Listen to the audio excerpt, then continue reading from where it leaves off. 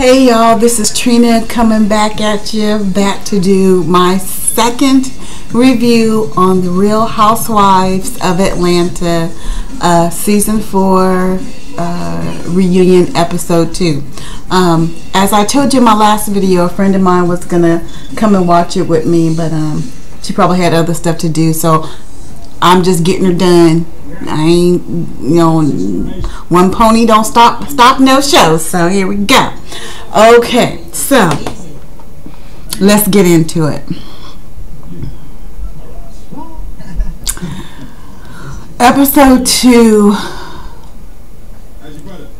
was just as fulfilling as episode 1, and I'm gonna have to ask y'all to forgive me because I'm on cocktail number 2. I bought this new vodka, Skol, it's S-K-O-L, and it's the normal vodka that I get to make my cocktails is like the McCormick's vodka, or I'll get the McCormick's rum, but yeah, this is something new, and it's like, whoa, it's got me kind of lit. So anyway, cheers y'all. I'm gonna try to get through this. Please bear with me. And forgive me if I'm slurring or if I repeat myself. It's kind of lit. But anyway. Even spilling it on myself. Anyway. Okay. Episode 2. It starts off with Nene again. This time they have all the husbands of the Real Housewives on.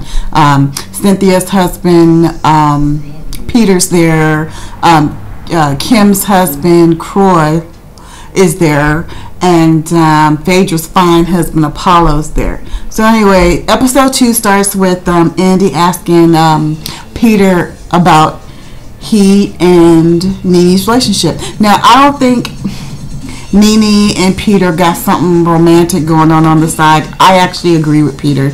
They do have a lot in common. They do think a lot alike, and I do believe that,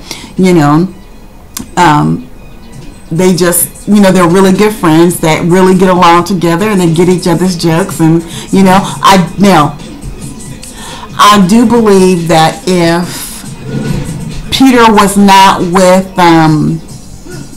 Cynthia, I do believe him and Nene would have something going on. And did you see how defensive Nene got when Andy, these girls, they, that's what they were putting on season 3. They were saying that, they thought that Peter and I were flirting too much, but, we're just really good friends. We really get each other. And then Peter's like, you got the house for me, right? You got the house for me. And she might do, but she, there's just certain boundaries I don't think that she would ever cross, because I do believe, as I said in my last review, that I believe that Nene is still in love with her husband. So I just think it's just, flirtation between the two of them. They really get and understand each other, and they enjoy each other's company, which I don't think there's anything wrong with that.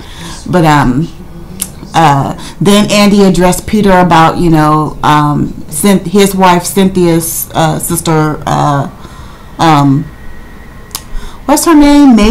Marley or Maylee or something like that. I can't even think of the sister's name. But Andy was addressing the fact that, was addressing the issue that Peter was having with his wife's sister. And Peter's like, look, you know what? She kind of ruined our wedding, which, if y'all went back to season 3 and saw their wedding, Cynthia's sister and her mom was just being stink. You think we should hide the license? The marriage or the wedding isn't legal unless you have the marriage license. Yeah, we should. They were just being straight up stink, And I give props to Cynthia for sticking to her guns. What's going on between her and her husband is between her and her husband, and what's going on, her sister and her husband got their own issues, and Cynthia's like, look, my sister has her husband and their own issues, and I don't be getting in their stuff, and I just, whatever's going on between me and my husband is between me and my husband. They've made it a year. It's apparent they're completely in love with each other. And even Andy was like, well, why did you do this second year anniversary party. And he was like, look, well, my wedding got ruined by, Cynthia's sister. So this was like this was, an event just for me and her. And she even then tried to ruin that, and it got ugly. If y'all don't know what I'm talking about, just go back and watch that episode where Peter and Cynthia was having their year anniversary party, and her sister was just acting ugly and stank at the party because Peter, was like, thank you to everybody and her sister, Marley, or whatever her name is. And she got upset because he clowned her. Anyway, then it goes on to,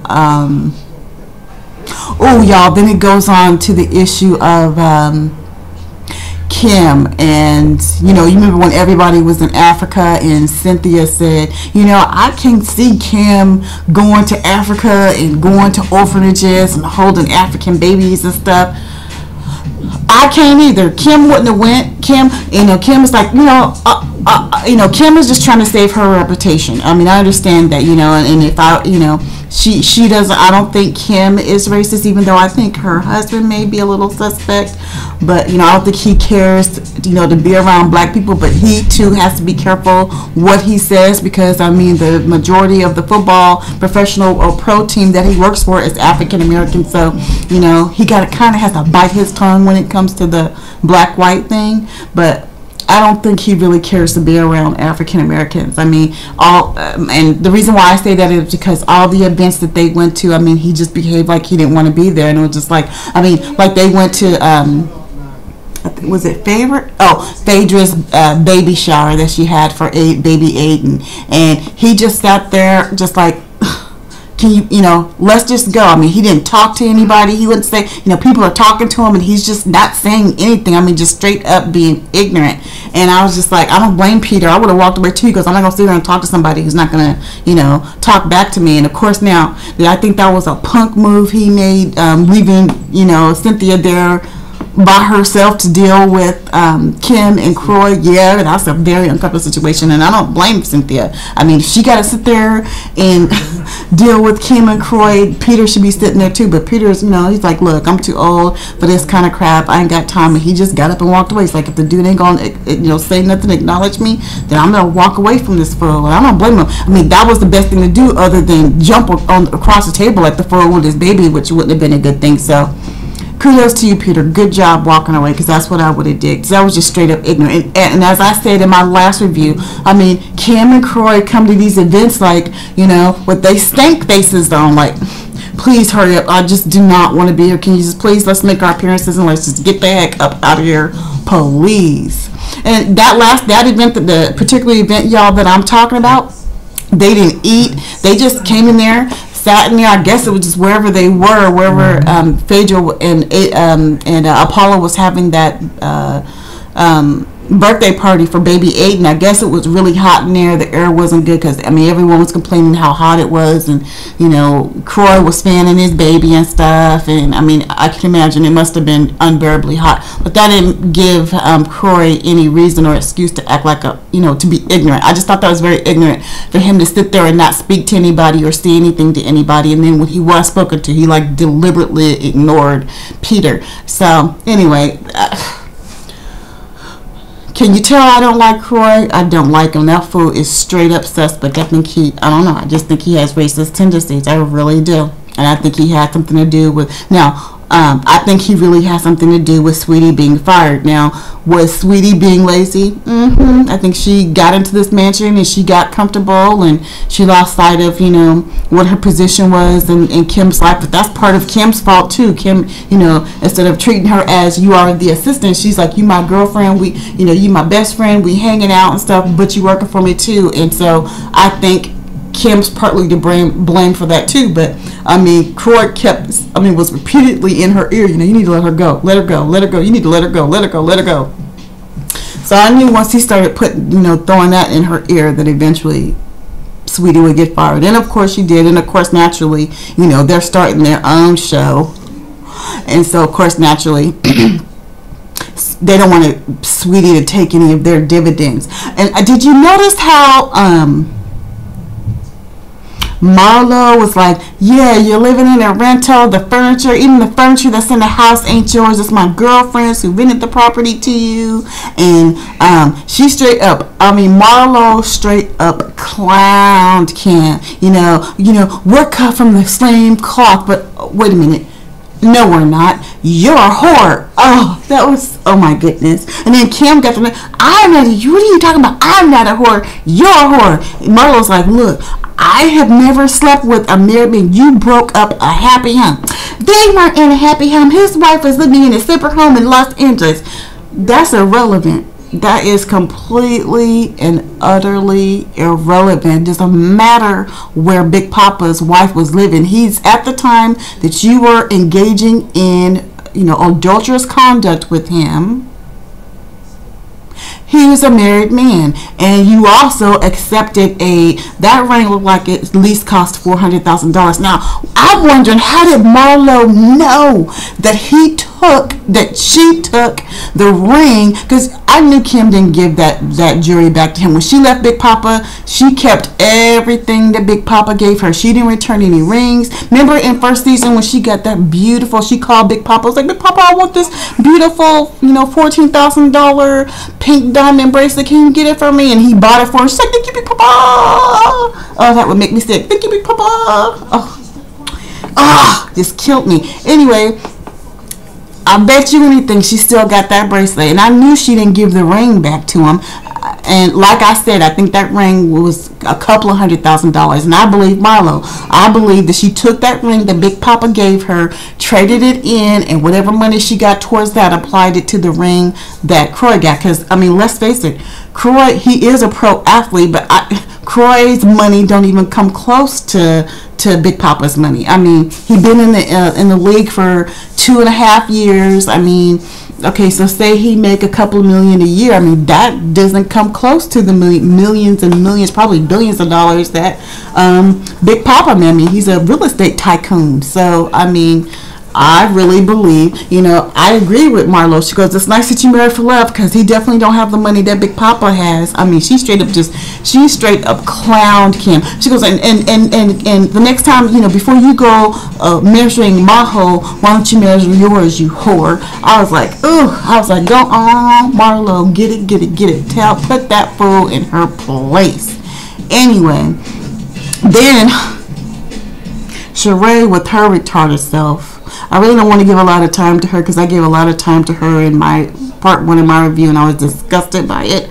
But anyway, she at least, she knew she had to apologize to Candy for accusing Candy of spreading the rumor that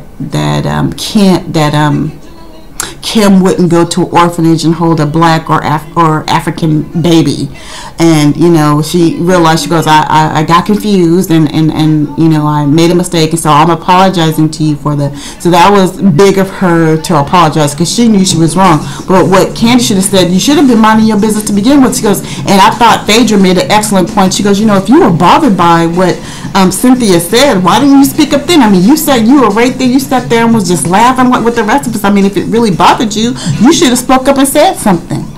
And then, sure, you were sitting there too, just smiling. You didn't speak up either. So da-da-da-da-da. And I'm thinking to myself, God, you're so freaking ridiculous. Oh, can't stand you. And then, Andy asked Candy about Kim. She says, has Kim ever paid you for the work that you did for Tardy for the Party? Candy's like, are we still talking about that again? Clearly, Kim still has not paid Candy her royalties for creating and writing that song Tardy for the Party. Kim should be ashamed of herself. Absolutely ashamed of herself. But Candy kept it classy and was like, that's okay, because some good things have come out of that. But it definitely, she goes, Candy was like, let's just put it this way.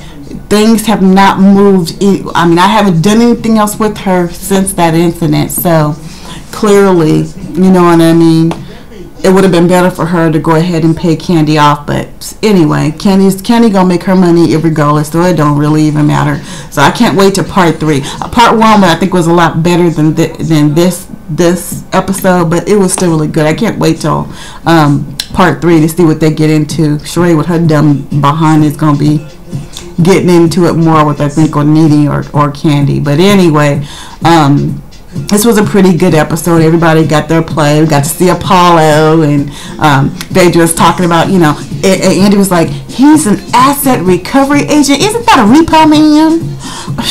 Does it really matter? I mean, the man did, what, 6-7 years in prison, and Homie got a job. Even if he was a repo man, Homie got a job and he's bringing money into the house. So I don't really understand what it matters. I mean, repo or asset recovery, whatever, it doesn't matter. And of course, Phaedra's like, you know, he's asset recovery. You know, people have unclaimed money, you know, or they got inheritance that they didn't know that they had. You know, he helps them to recover. That's the type of asset recovery that he's into. So, and Phaedra, I found she was very eloquent. Well, she's been eloquent the whole time, but she was very eloquent, and she was able to articulate herself very well on this episode. And, you know, I liked how she carried herself. And Nene, she was pretty quiet. She really didn't get into it a lot with anybody on this episode. So it was more or less about, you know, Marlo and Kim and the husbands and stuff speaking their piece and stuff. So anyway, I can't wait for episode 3. But anyway, I've been noticing a lot of people have been watching my video for episode 1. So, you know, I had one person comment on my video. Gosh, I should have wrote his CM Polly 100, I think it is. CM Polly 100. Thank you for, you know, commenting on my video. I mean, if I got the name wrong, I'm sorry. You know who you are. I appreciate it. If anyone watches part 2 of this video, please chime in. Let me know if you liked it. If you like what you're seeing on my channel, please subscribe. If not subscribe, hit the, you know, say you like it or you don't like it. Something just to let me know I'm on the right track and I'm not wasting any time. Anyway, I appreciate you guys taking the time to watch my video and clicking on my channel and stuff. And until part 3, peace out, y'all. Bye.